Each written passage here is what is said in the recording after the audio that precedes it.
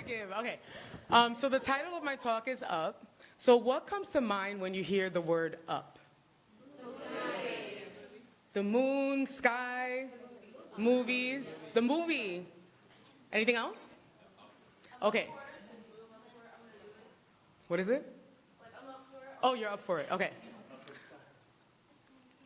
You cheating. I'm only kidding. But of course you're the A+ student. Well, what comes to mind for me is Cardi B's song. Do you know it? If it's up, if it's up, if it's up, then it's stuck, right?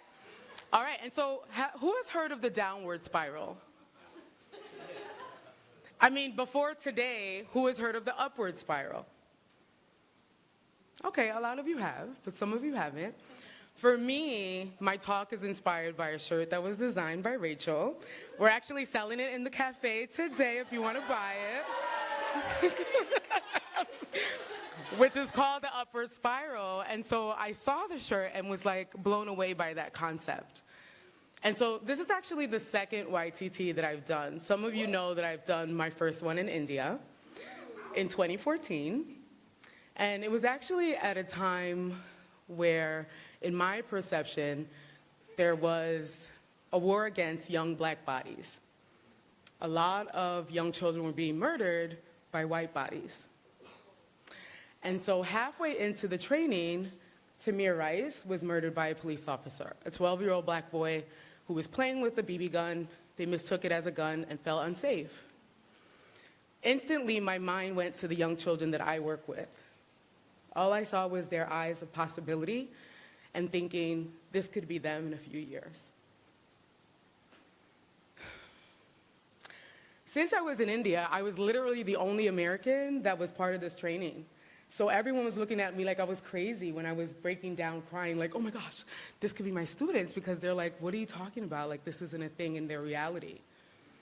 And so I went to the Swami, who is a holy being, who basically was teaching the philosophical aspect of the training, to speak to him about it. And he also was looking at me like, what are you thinking? Like, why are you having a breakdown for something that isn't real? Like, it's not something that's happening. Your children are not being murdered.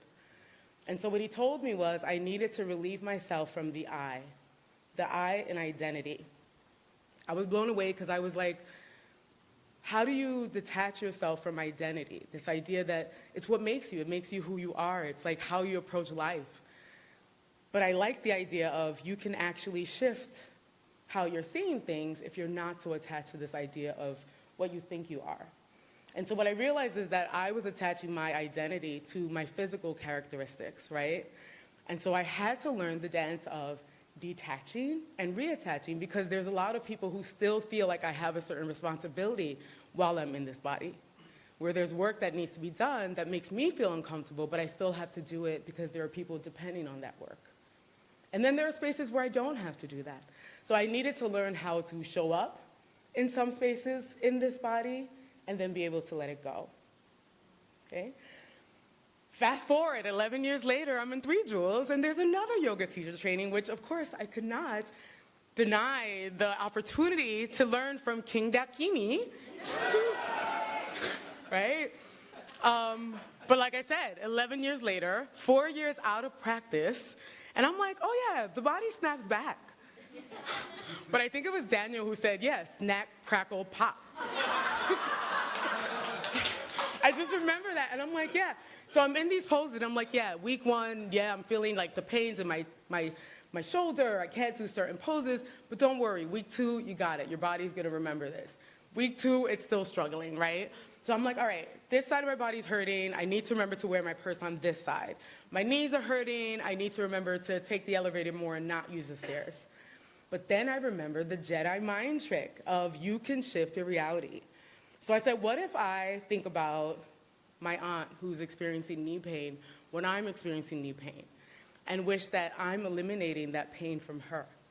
Or what about when I'm feeling nauseous in that 3-minute camel pose? How about I wish that those cancer patients that are feeling nausea no longer feel it because I am breathing through it through this practice? And so when that happens, when I brought awareness to my body, I was able to allow the body to dissolve. And the only thing that was left was my mind, right? And so with that mind, I'm literally going everywhere with that mind. So with that mindset, I can shift anything that I'm seeing.